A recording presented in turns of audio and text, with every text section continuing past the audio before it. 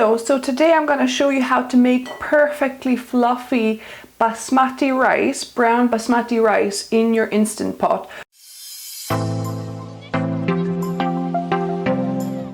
So this is 2 cups of basmati rice that are rinsed under running water, and that helps to clean the rice but also to make sure it's fluffy because it kind of rinses off any loose starch as well. So I'm going to add the rinsed and drained 2 cups of rice into my Instant Pot.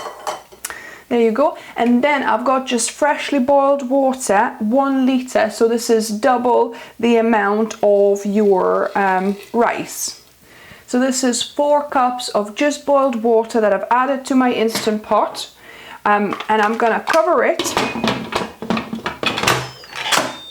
I'm gonna put it in sealing position, and now we're gonna put it on 12 minutes on low pressure or just automatic press rice program, and that's 12 minutes on low pressure, and that will make our rice, brown basmati rice, cook perfectly.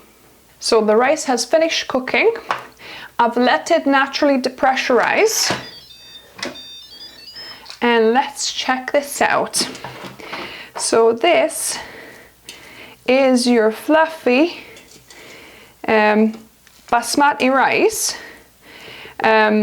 Obviously, actually, if you can, what I would advise to have even fluffier rice is to actually allow the pressure out and put the towel on it and let it kind of finish kind of de-steaming and cooling that way rather than letting it naturally depressurize, because once you let it naturally depressurize, as you can see, it's kind of gotten a little bit more softer and stuck together a little bit.